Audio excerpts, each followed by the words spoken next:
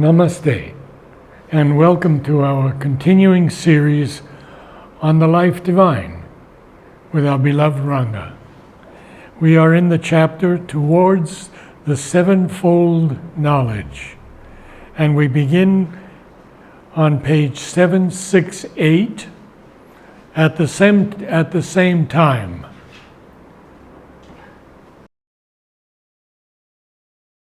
So we are in the chapter The Sevenfold Ignorance. Srila is going very systematically. The previous chapter was the evolution, ascent and integration. So he has told us that evolution should be very parallel. The movement should be parallel to that of nature. Nature has evolved from matter to life to mind, and when it is going into the next higher level of life and even higher level of mind, it is not rejecting matter. So this is exactly what Srila is saying. We will follow the same method because that's the widest and divinely ordained evolution. So we are going to follow that. He is stressing this point. It seems to be very not something very important, or it is a remark which is making by chance. No, because in India, the evolution to a spiritual consciousness is rejecting the matter, is rejecting body, mind, life. So he is saying that is exactly what we are not going to do. But in other countries also. Pardon? Rejecting it in other parts of the world also. Yes, everywhere. Everywhere. But I am talking only of India because already there is a lot of evolution there in spiritual field. So this is what he is saying. So we are going to follow that method. So if we are going to follow that method, what is the way of evolution? We have to get rid of our ignorance. So what are the ignorance? He has given you 7 ignorances he is discussing. And after this, he will go to the next chapter. Again, the link is so clear. He says, once you have got rid of your ignorances, how will you get rid of your ignorances? You will get rid of your ignorances when you lose your identification with body, mind, life. And you know that you are pure soul and not body, mind, life. Then the spiritual evolution can begin. But when you are losing your identification with body, mind, life, the question that comes up is, are you going to take birth again? So the next chapter is rebirth. So you can see clearly the link. All through you will see that he is building up his chapter by chapter by chapter, and you have to see the links. So the next one is rebirth, and that the chapters here for rebirth, 3 or 4 chapters, are very difficult. So normally what I do, I go back to Essays Human and Divine, where he has discussed in 10-12 chapters the rebirth. So we'll discuss that later on and see how. I will ask some of the readers to refer to that, some of our audience to refer to the which I will give the reference, Essays Divine, and let them see whether it is they want to follow this or that, because this is very difficult language in Life Divine. But there it is much easier. Okay, the language is easier and the concepts are easier, but it is 10 to 15 chapters in Essays on the Gita. Essays Human and Divine, or Essays on Philosophy, either of the 2 books. I'll give you the reference. Okay? So let's get back to what we are doing today. I'll read the summary of the previous one. Yes.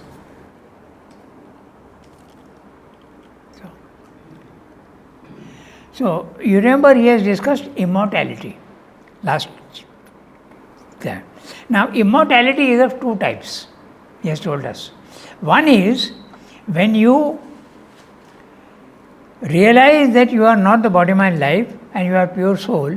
Oh, there is a life even after death. So that is the first immortality that normally people understand. You don't die with the body, mind, life. Immortality is the body, mind, life is mortal, but not the soul. That's the first immortality. But know interestingly that when you go out of your body, you don't know that you are immortal. I gave you the example last time of Benjamin. So he didn't know that he is dead. In fact, many people don't know that they are dead. It's strange, it sounds very strange. They realize that they are without a body when they see their body. They are up there and they see their body and they realize that I am not in the body anymore. Okay? So, and you know that you are going to, the soul decides and takes birth again, but the consciousness which has gone out, remember when the body, you have gone out of your body, you still have the subtle body. And the subtle body consists of the vital and the mind. So there is still the ignorance which is being carried over. So you don't know that you are immortal. You just know that I am now bodiless. So the second immortality is when you realize that you have always lived in the past, in many lives, and you will always live. That is the true spiritual immortality, but not the common immortality as people understand it. Independence from body, mind, life. That's a novel idea.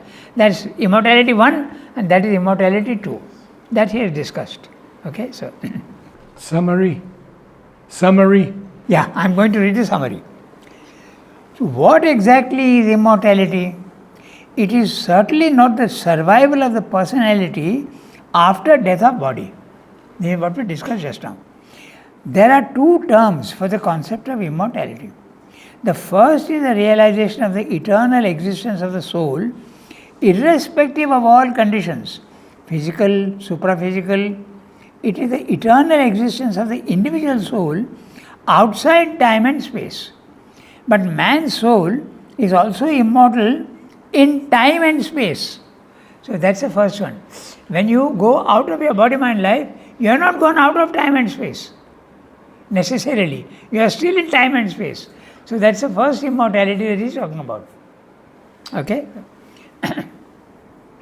Freedom from body, mind, life is the first immortality.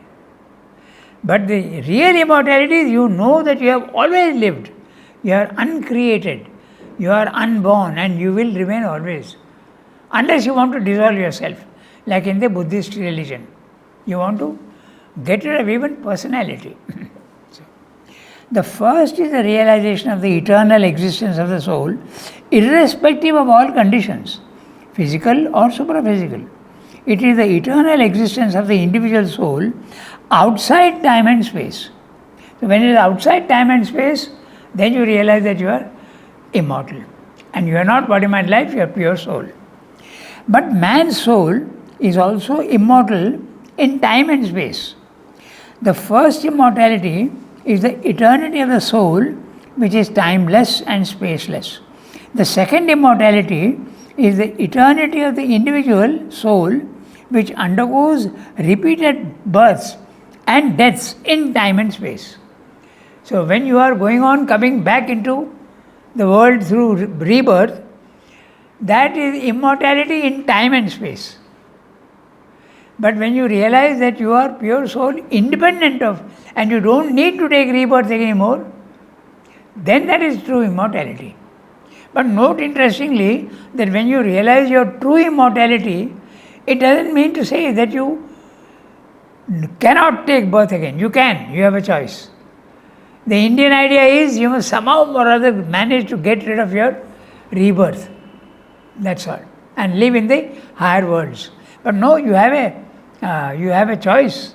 You can come down here with the divine consciousness and further the evolution and make the evolution go faster by becoming an instrument of the divine. That is what Srivastava wants. Okay, so note that the first does not necessarily imply the second. Okay? For instance, the Christian theory of the individual immortal soul does not envisage the concept of rebirth in the physical world. So in the Christian theory, a soul is breathed into a body, it is created in time and space. Yes. But there is no end. The end is either in hell or in heaven. So this Srivastava finds it illogical. Last time we discussed it. Yeah. I told you in the Gita also is very clear. That which has no beginning will never have an end. That which is beginning in time and space is bound to have an end in time and space. That's why the two words, created and uncreated. That which is uncreated will live forever. Your soul is uncreated. It is something coming right from the beginning. It is not created as in Christianity. You are part of the divine. You have never been created. And that's the word used in the Gita, aja, unborn. You have never taken birth. You have always existed. Okay? So, Swami is saying that real is man must realize his timeless immortality and be poised in that state for experiencing time immortality. This means that man is no longer slave to the lower nature of body, mind, life. Then you have a choice. Okay? So, this becomes possible only when man becomes disengaged and unattached to the lower nature. Which is the lower nature? Body, life and mind. This is liberation. Now he can freely use the lower existence for a divine life. So, that is Sri Aurobindo's idea of real evolution. Not disappearing into the infinite, but let your consciousness become infinite, but take birth again in life with a divine consciousness, not subject to ego and causality. Okay, that's what we read last time. So now we read today's para. So when you do that, you realize your immortality. What happens? The first sentence itself.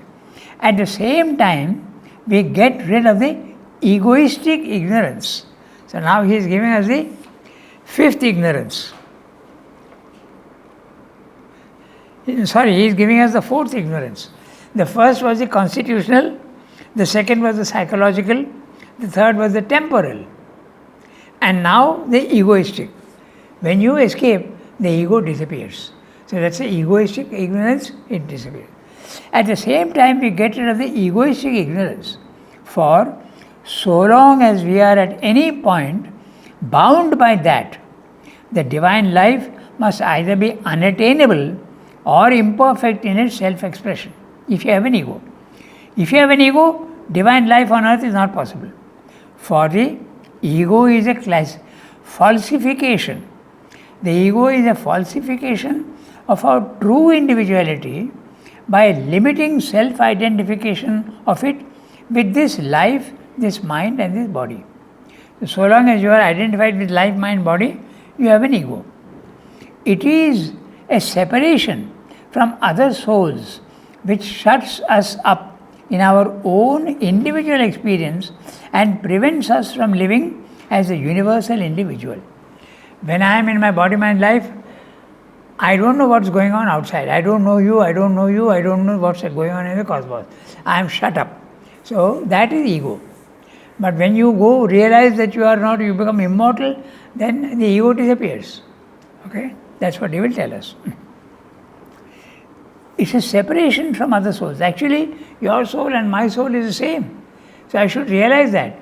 I can realize that if my ego disappears, my identification with body, mind, life disappears. You get into the cosmic consciousness, and there you see that my soul is the same as other souls. It's the same.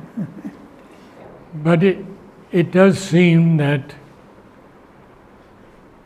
in the ego consciousness,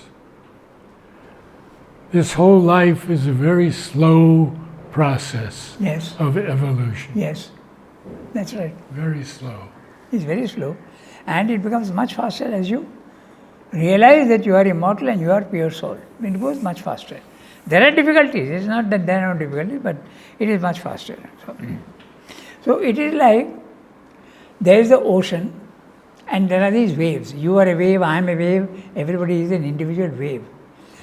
But the wave, so long as it thinks that I am somebody, I am not part of the sea, I am quite separate. That's the ego. But the moment the wave realizes that, oh, there is another wave there and the same as mine. And this wave, we are all made of water. So that is the ego disappears and you realize that you are one with everybody else. That's the liberation that Sri Aurobindo is talking about. Okay, so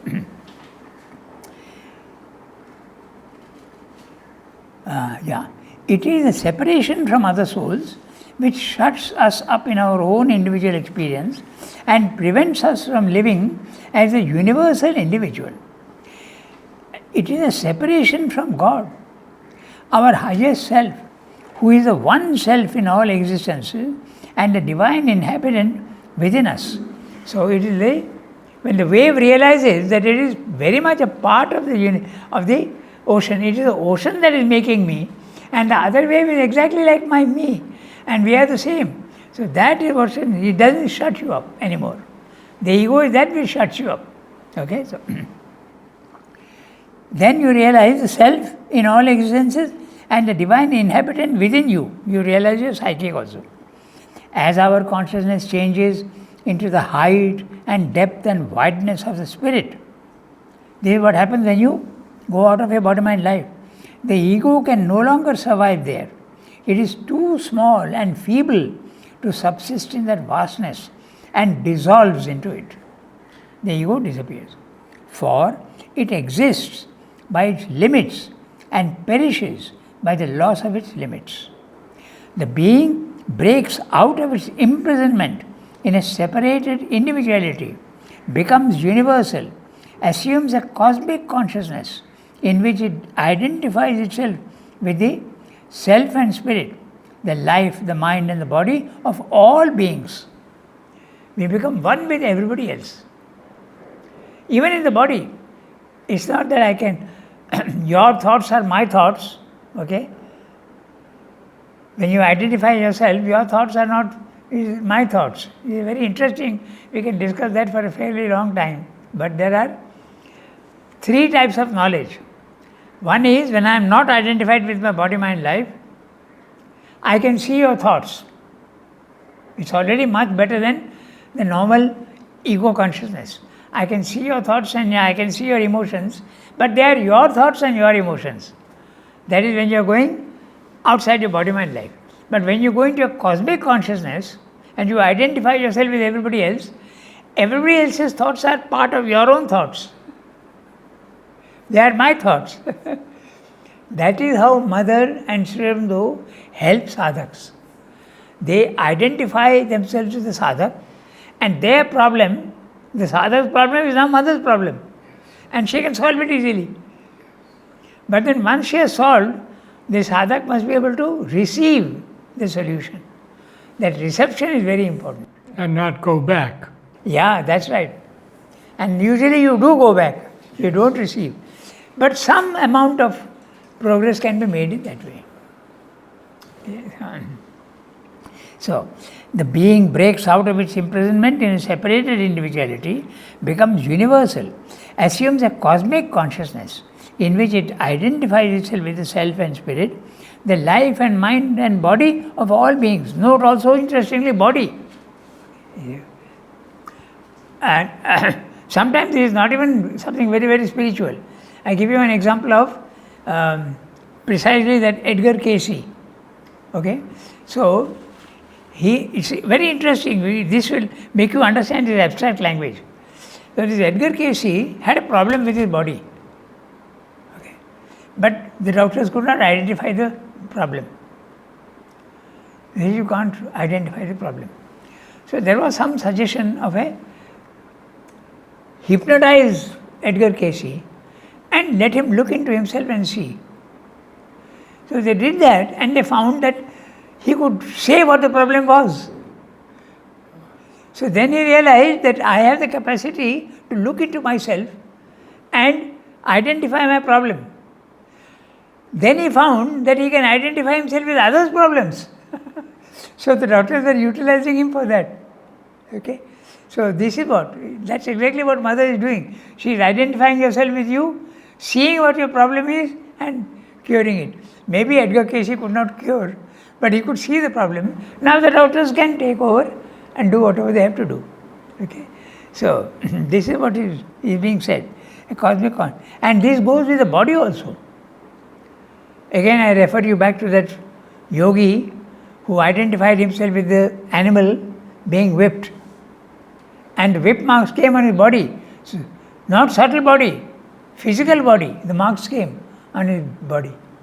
So, okay, so the being that we read, okay, so, or it breaks out, what? Your being, breaks out upward into a supreme pinnacle and infinity and eternity of self-existence, independent of its cosmic or its individual existence. It goes right up. The ego collapses, losing its wall of separation into the cosmic immensity, or it falls into nothingness. Falling into nothingness is the Buddhistic solution. Okay, nirvana. Dissolve. Even the personality gets dissolved. Unable to breathe in the heights of the spiritual ether. Remember, what is ether? Ether is the highest plane, where the substance is the subtlest. Ether, air, fire, water, earth. So ether, when it refers to, is the highest, subtlest substance. Is science beginning to understand ether? Yes. Science? I think so. I see. Because until now they used to think that ether is nothing. Yeah. Because it is so subtle that you can't describe. If something of its movements remains by habit of nature, yet these also fall away and are replaced by a new impersonal seeing, feeling, action. I'll discuss this a little bit, it's very interesting. So Srimad is saying, if something of the ego's movements remains by habit of nature, yet these also fall away and are replaced by a new impersonal being, seeing, feeling, action. Now, a very interesting example of Ramakrishna, okay? He used to go up all the time. When he realized the transcendent, mind you, in the beginning he did not realize the transcendent. His devotion and love for the divine mother, he would only see the mother in a personal form. The impersonal divine he had no experience. But when a yogi came and taught him how to go out of his body and become impersonal, that was a huge revelation for him. Then he realized the impersonal aspect of the divine. And he used to shoot up there because it's so blissful. He used to constantly be there. But he had to be pulled down here. So the Divine Mother tells him, you can't be in that consciousness all the time. You have to come down into your body because people will come to you for learning and they'll come to you. So you can't go on being all the time in trance there. So then a very small device, how to come down and anchor the boat. The boat of consciousness has to be anchored to the soil so that it doesn't move away. Okay? So what he did, he used to make a small desire, a very harmless desire. Okay? I'll drink a glass of water. The I-ness is there, it's an ego, and the ego will pull you down. When you are up there, there is no ego. But when you are here, there is an ego. So he would purposely create a small ego so that he can be down here. Srimad also discusses this. Now that's what he's saying here, see, if something of its movements remain by habit of nature, or you can do it by your own will. He did that by his own will. If you have to act in the physical world, you have to come back to your normal consciousness to a small extent. Kapali Shastri saw Mother as a flame of white light. Yes. Can you explain that a little? Well, that's a personal experience. You see the divinity of Mother. I know somebody else also who saw that. They saw, he was my colleague in the press. Okay, now he is not there, I can say. His name was Omyo Ganguly. He was the manager of the press, and he saw that Mother's, the highest level, he saw a white light which was entering into Mother. And Mother told him, you have seen something very true which many people don't see. So seeing a white light is the connection of Mother's consciousness where it is at that level. So I don't think it's got anything to do with what we are discussing here. Even when Mother and Srimad have to act in the physical world, they have to remain anchored in the body. So a little bit of harmless attachment is there. It has to be there. Otherwise you can't act in the physical world. Otherwise you will be in trance here and your consciousness is there. So this is what Srimad is saying. If you want, even that can be removed. If something of its movements, the ego's movements, remains by habit of nature, yet these also fall away and are replaced by new impersonal seeing, feeling, action. Okay. This disappearance of the ego does not bring with it the destruction of our true individuality. The true individuality is the soul which is infinite, eternal, formless. Okay? So that does not go away. But the ego is that which is got a form and limitations. So, for that was always universal and one with the transcendence. But there is a transformation which replaces the separative ego by the Purusha, a conscious face and figure of the universal being and self and power of the transcendent divine in cosmic nature. So, same way talking here about the disappearance of the egoistic nature. So, I read the summary of this para that we read just now. When man is thus liberated from the clinging grip of the lower nature, man loses his egoistic ignorance. When he is liberated from the clinging grip of the lower nature, he is not identified with body, mind, life anymore, ego disappears.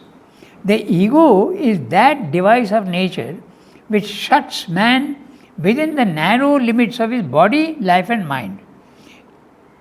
It separates the individual from God, it separates the individual from all other individuals and from the cosmos. The ego is a false shadow of the true individuality. But when the individual consciousness breaks barriers, deepens, widens and raises itself, the ego cannot exist any longer because it is too small and limited to survive in that cosmic vastness. It dissolves and perishes. The being breaks out of its imprisonment and becomes universal. It identifies itself not with the body, mind, life, but with the self and spirit and the life, mind and body of all beings. The personal view is replaced by a vast impersonal outlook. No opinions at that time. Okay, that's also very interesting. I'll tell you. To give examples, it becomes very easy. Sriyamdev once, someone wrote to him, "Sir, what is your opinion about this matter?" So Sriyamdev said, "I have no opinion." What does that mean? An opinion is a very limited idea in the mind. But when that disappears, you are seeing the truth. You are seeing all sides of the problem. How can you have an opinion? So that's one thing. The other thing is also very interesting. When you go into that higher consciousness and you lose your identification with body, mind, life, Narada once wrote to him, "Sir, you are transcendental and you are so great and all that, but we are very satisfied with you as you are." Okay. So Shiva says, "That's fine, but I don't know what is that as I am. I don't know. I am not the body, mind, life." So that's what he told Narada. So it's interesting. When you go there, completely, you don't know that you are the body, you are the body, mind, life. You are the infinite. So what are you? You are not any small thing as you are. No, I am the infinite. Okay. The transformation affected by the ego's death is a living in the cosmic and the transcendent. So the egoistic consciousness disappears. So four ignorances have disappeared. Now we go to the next para. In the same movement, by the very awakening of the spirit, there is a dissolution of the cosmic ignorance, which is the fifth one. The cosmic ignorance is the fifth. Okay, so what is the cosmic ignorance? We feel that that's the only thing that exists. For we have the knowledge of ourselves as our timeless, immutable self, possessing itself in cosmos and beyond cosmos. When you come to know that you are also beyond cosmos, you are the transcendent, then the cosmic ignorance disappears. This knowledge becomes the basis of the divine play in time, reconciles one and many, the eternal unity and the eternal multiplicity, reunites the soul with God and discovers the divine in the universe. So, the normal yogi goes into spiritual consciousness but rejects the physical world. But when you go to the transcendent level, you realize that you can be outside the cosmos, but you can also be in the cosmos. Then you don't reject the body-mind life. You reject in consciousness, but not a physical rejection. In consciousness, you realize that you are not the body-mind life. But you don't say, I don't want the body-mind life. You can come back here with the divine consciousness. That's what is being said. Okay, so at that time, you can have a consciousness of the one as well as the many together. That's what happens in this spiritual, the supramental plane. In the spiritual planes, even in the overmind consciousness, okay, there is a difference between Purusha and Prakriti. There is a difference between the one and the many. You see that there is a distinction up to the overmind level. Oh, there is that and there is this. I am aware of both, but they are different. Up to the overmind level. You go into supermind? No, they are all gradations of one thing. They are not separate. That's a supermind. Okay? So, in the same movement, by the very awakening into the spirit, there is a dissolution of the cosmic ignorance, for we have the knowledge of ourselves as a timeless, immutable self possessing itself in cosmos and beyond cosmos. This knowledge becomes the basis of the divine play in time. Play in time. You see the divine in time and space and in the world. Reconciles the one and the many. Note interestingly that when you go to spiritual consciousness, you are not reconciling the one and the many. You are seeing them as separate. And you have the choice to reject one. Okay? So, reconciles the one and the many, the eternal unity and the eternal multiplicity.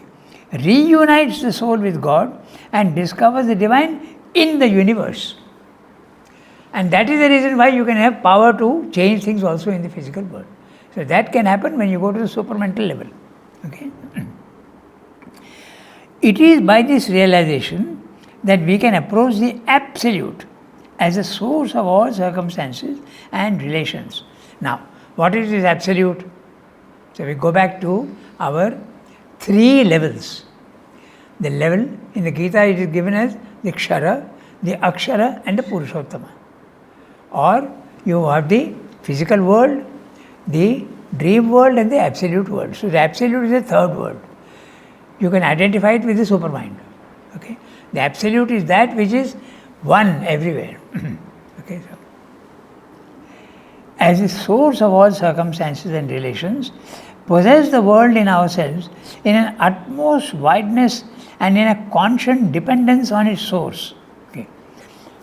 And by so taking it up, raise it and realize through it the absolute values that converge into the absolute.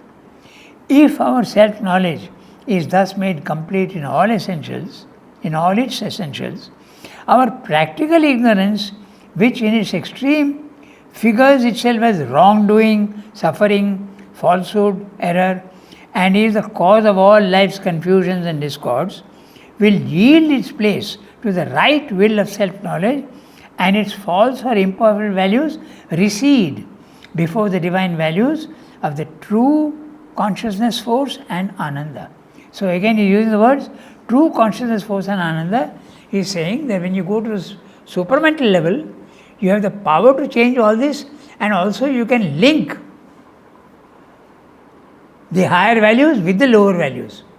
When you are at the spiritual planes of consciousness, you can't say that cruelty is a deformation of some principle up. Okay? Consciousness and unconsciousness seem to be opposites in the middle terms. But when you go to supermind, consciousness and unconsciousness are really the same gradation, graded. Knowledge and ignorance also are graded. But if you are in spiritual liberation, no. You reject one or the other. Okay, so that's what he's saying. For right consciousness, right action and right being, not in the imperfect human sense of our petty moralities, but in the large and luminous movement of a divine living, the conditions are union with God, unity with all beings, a life governed and formed from within outwards, in which the source of all thought, will and action shall be the spirit working through the truth and divine law, which are not built and constructed by the mind of ignorance, but are self-existent and spontaneous in their self-fulfillment. Not so much a law as the truth acting in its own consciousness and in a free, luminous, plastic, automatic process of its knowledge.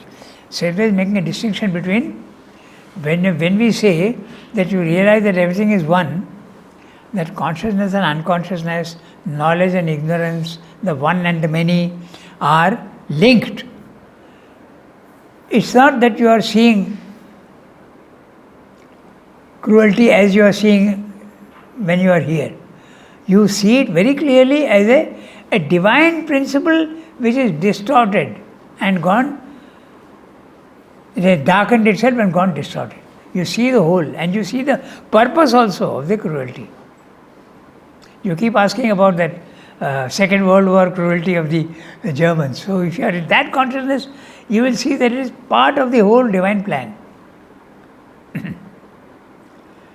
Okay, so that's what he's saying. So I read the summary of what he's saying here. This is a cosmic ignorance he's talking about. When the ego disappears, the cosmic ignorance obviously vanishes, because we have now realized our timeless, immutable self as the cosmic and the transcendent. This new knowledge now becomes the play of the divine in time and space. This is the consciousness which gives rise to the theory of Leela. The world is a play of the divine.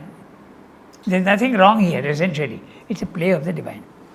This poise reconciles the opposite of the lower hemisphere, the one and the many, eternal unity and eternal multiplicity, individual soul with God and universal soul.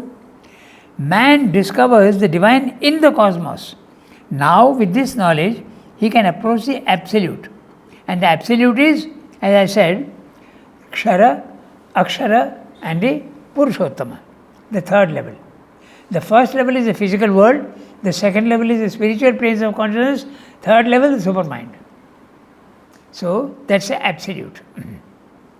Okay. Man comes to realize his dependence on the absolute, which is the origin and fount of all existence. Thus, our practical ignorance gets abolished, and that's the last ignorance. When you know the truth, you can't act wrong. So that's a practical ignorance disappears. All your actions will be right. Okay. This practical ignorance gets abolished. The imperfect thoughts, feelings, actions of the ignorant lower nature exist no longer. Our behavior and conduct in the world is of a divine nature. A right consciousness, a right action, a right being are the natural consequences of our unity with God and all beings, and life lived from within. That's it. Okay. Yeah. The spirit is then the source and mover of all our thoughts, emotions and actions. When we are here, it's our ego which is the source of all our thoughts and actions. But when you are there at the highest level, the spirit is then the source and mover of all our thoughts, emotions, actions. This true living has nothing to do with morality or ethics, which are mind-manufactured standards. Okay, so divine truth manifesting in the world seems to be the divine law. But the divine law is not a law at all. It's a natural consequence of the divine truth. The word law suggests a limitation. But there is no limitation there. It's a natural thing that happens. That we come to the last paragraph of this chapter. Yes. Yeah, we'll finish that and then we go into rebirth. Okay. This would seem to be the method and the result of the conscious spiritual evolution. He has spoken about unconscious mechanical evolution up to the animal level. Now he is speaking about the conscious spiritual evolution with man, because he is doing yoga. A transformation of the life of the ignorance into a divine life of the truth conscious spirit. The word truth conscious, remember, is always referring to the supermind. Okay. A change from the mental into a spiritual and supermental way of being, a self-expansion out of the sevenfold ignorance into the sevenfold knowledge.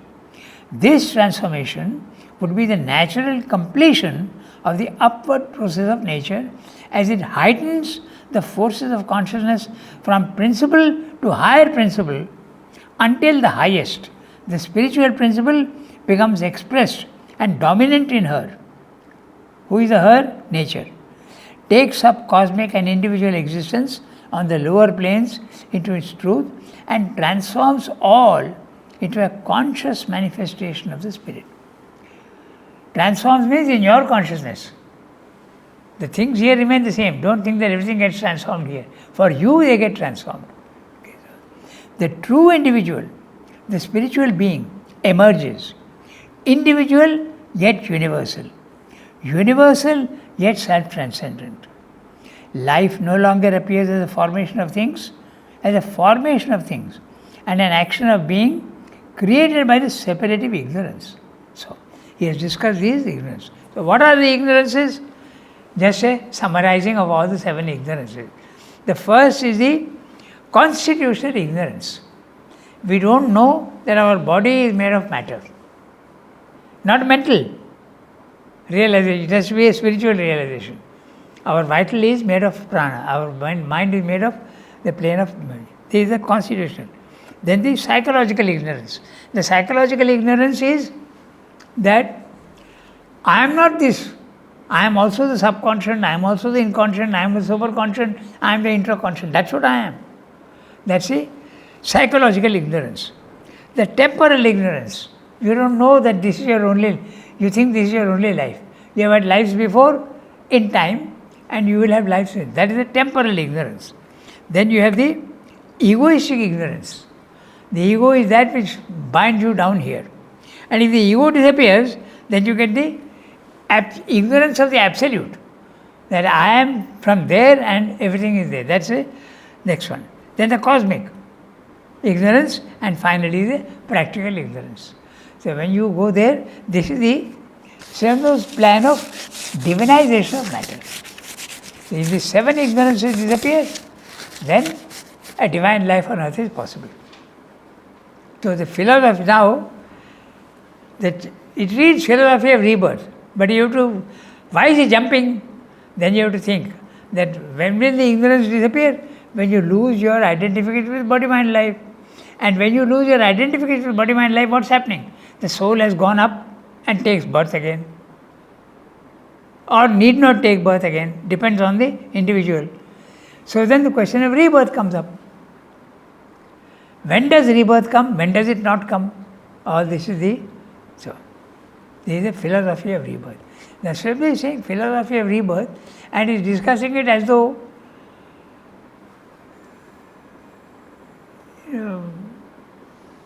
like a theory, he is discussing it. He knows very well that it exists.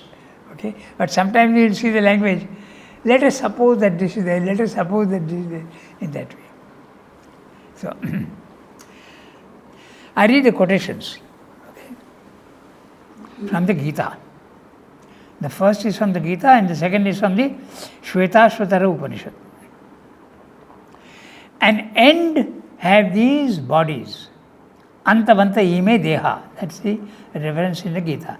An end have all these bodies of an embodied soul that is eternal. The soul is eternal, but it takes a body. Embodied soul. It is not born, aja, nor dies, nor is it that having been, it will not be again. It is unborn, ancient, everlasting. It is not slain with the slaying of the body. As a man casts from him his worn-out garments and takes others that are new, so the embodied being casts off its bodies and joins itself to others that are new. certain is the death of that which is born, and certain is the birth of that which dies. So this is what we refer to. When there is birth, there is bound to be death. And if there is death, there is bound to be birth. That's the interesting part. Because nothing can go out of existence. Even science tells you that. There can be change of form of energy, but the energy never disappears. Sunlight is an energy. Okay? It can be converted into electrical energy. It can be converted into steam. It can be converted thermal energy. It can be converted into mechanical energy, with drawing water from the well. Okay? So, energy never changes. The form can change. I've just been reading about how they're making glass out of sand. Yeah. Incredible. Pure glass from sand. But that has always been there. All glass, you're talking of glass, huh? Yes. So that has always been there. Glass is made from silica and from sand. Well, this is a new article. Yeah. Very interesting. But silica is not transparent, but glass becomes transparent. So, the next one is from the Shvetashvatara Upanishad. There is a birth and growth of the self. According to its actions, the embodied being assumes forms successively in many places. Many forms, gross and subtle, he assumes by force of his own qualities of nature. So, depending on what he has done in the past life, he will take birth according to that. That's what is being said. We can do the first para. Okay, we'll do that. Birth is the first spiritual mystery of the physical universe. Death is the second, which gives its double point of perplexity to the mystery of birth.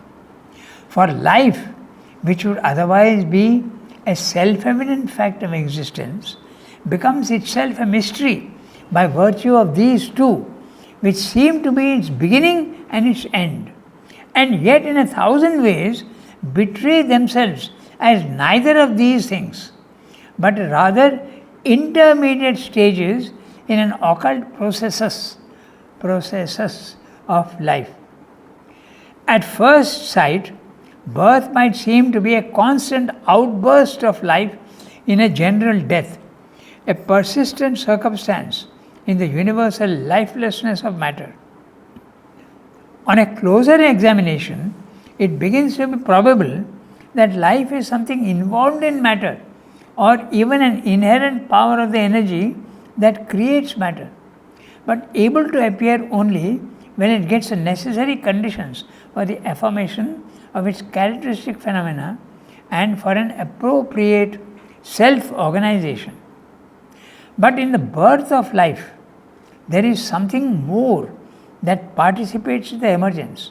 There is an element which is no longer material, a strong upsurging of some flame of soul, a first evident vibration of the spirit. So Swamideva is saying, those who are only in the physical world, birth is a mystery. From where is it coming from? Suddenly something is becoming alive, and suddenly something dies. So that's a mystery. But he says that it may be something in between. So I can read the summary of this first para. In the physical universe, both birth and death are mysteries that man cannot fathom. Life itself, taken for granted, becomes a mystery because of these two events. In a general background of ever-present death, there is a constant outburst of life. Matter itself, inert and lifeless, seems to be the origin of conscious life. This is enough to perplex man. How does matter become conscious? How is that possible? When we look more closely, it appears that life is inherent in matter. But again, it is possible that both matter and life are the creations of some universal energy, and life just waits to emerge when the conditions are conducive for its birth.